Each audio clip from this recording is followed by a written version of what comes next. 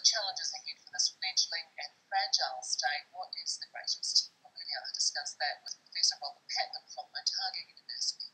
I think the greatest challenge is actually just dealing with the practical challenges that any new state faces. This is a country that is distinctly ill-equipped for independence. It's got a population of about 8 million. It's got inadequate health and education services. One child in 7 under the age of 5 dies each year. A very high level of child mortality. And of course the relationship with neighbouring Sudan is also problematic. The big challenge facing the new country of South Sudan, quite apart from these practical problems we just identified, is how do you share the oil wealth and the debts that both countries now effectively have to divvy up between them.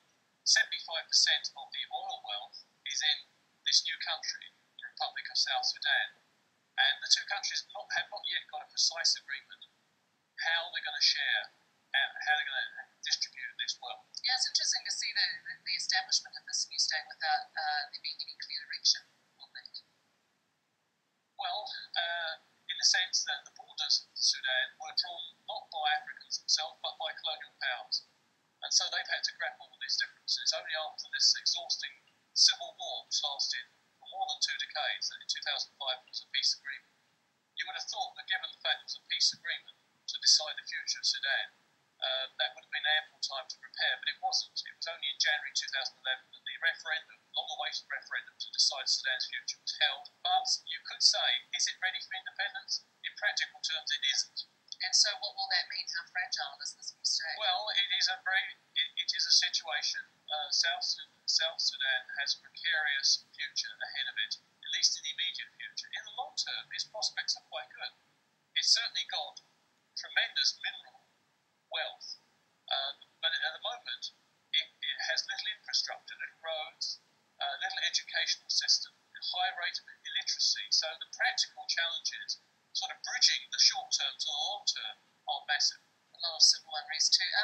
We have William Hague this evening saying, the British Foreign Secretary saying, to ensure the continuation of foreign aid, this new state has to make sure that it's a functioning state. What is the measure of functioning in his view, do you think?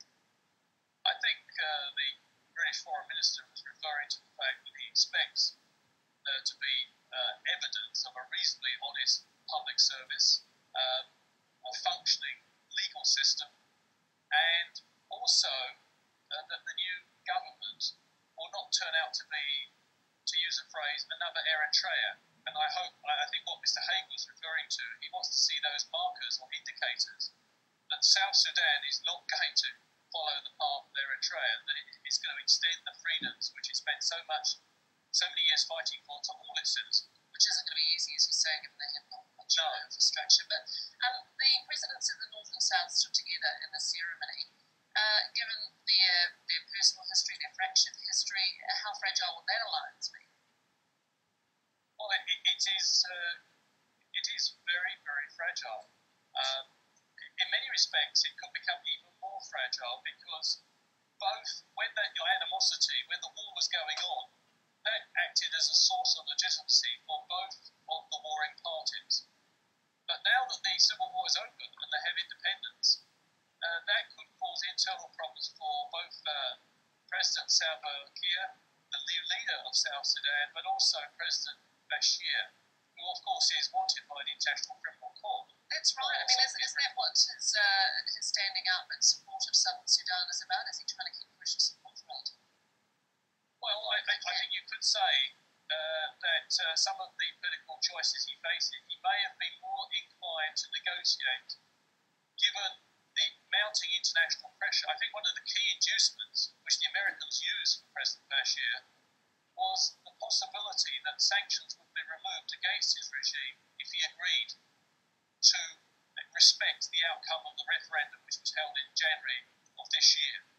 And so, yes, the external political pressure, I think, has certainly played a role. Absolutely. What about the role of the US and Israel in all this? And the reason why the Bush administration, also the Obama administrations, since the Bush administration left office, have been keen to see peace in the region because Sudan has been seen as a supporter of Islamist terrorism throughout the world.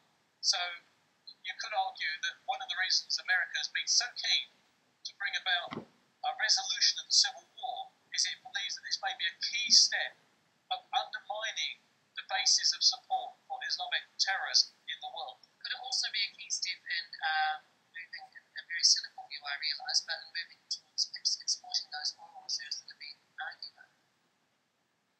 Well, I think you can never rule out self-interest in international politics, but you could argue that security may weigh just as heavily. Remember, President Obama's position towards Africa is unlike any other president. Being an African-American, he can actually be much tougher and more frank than previous US presidents, and he's made it quite clear there is a democratic deficit, as he sees it, in sub-Saharan Africa.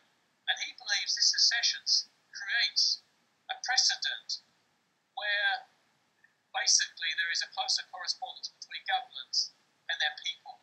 And Sudan has not been viable along the borders that were created. So he sees this as an opportunity rather than as a regrettable development. It's certainly one that his administration has contributed. To quote one insider in the Obama administration, we've invested a lot of political capital in bringing this about. All right, we have to wrap fairly soon, but lots of jubilation on the streets of what is now South Sudan. How long do you think that is likely to last? I think the smiles won't last too long. There are some very real practical problems. Does South Sudan have a new currency? How does it share its oil wealth with its previous enemy, Sudan? How does it deal with the debts that Sudan accumulated? Does South Sudan have to take its share of the debt of the country it seceded from? These are the sort of problems which may wipe the smiles off people in the not too distant future. Professor Robert Patman.